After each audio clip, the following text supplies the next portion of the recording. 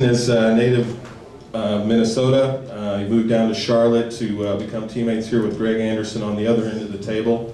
And Jason used to work in NASCAR racing, was a head dyno operator for Joe Gibbs Racing for many years. Before that, he was actually the 1993 stock world champion in our sportsman racing, the Lucas Oil Series.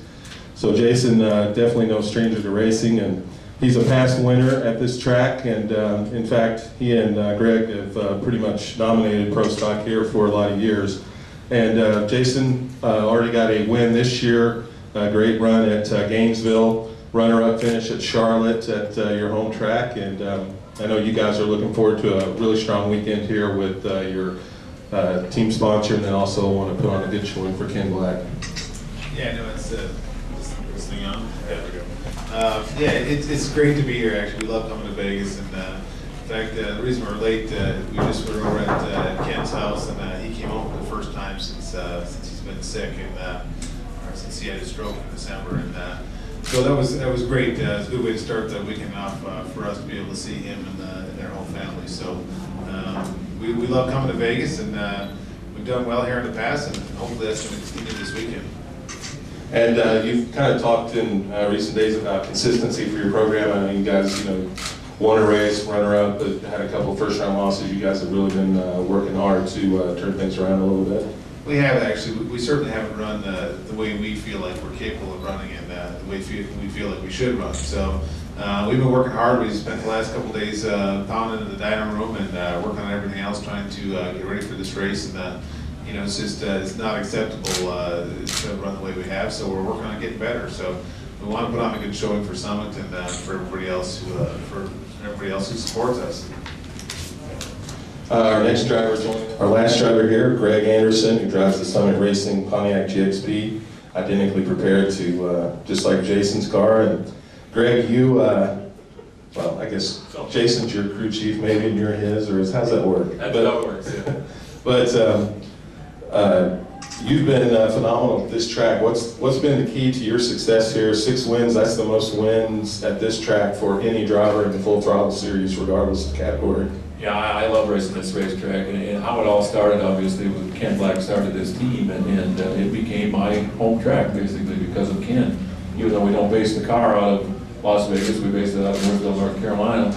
This is where it all starts. This is where the business end of the team is taken care of. This is where the team leader, the boss man, the quarterback, whatever you want to call Ken, is at. And obviously, without him, we wouldn't have the race wins we've got, especially here. So this place became very important to us right from day one. Put a lot of emphasis into it. We tested a lot here before we started racing here, and had a lot of great success. And because of that great success, it seems like every year I come back here, I've got terrible odds at the casino. They're backwards. The smaller numbers in front of the last number is 3 to 5 or 2 to 5 or 1 to 3 or something instead of those good odds. So it's been hard for us to bet on ourselves at this race. So that's the excuse I'm going to use this year. I haven't had a great run so far this year, these first 5 races. I'm just trying to set my odds up for this weekend, so hopefully we can make some money. And I love coming here, like Jason said earlier, Ken Black is here. He had a stroke back in December.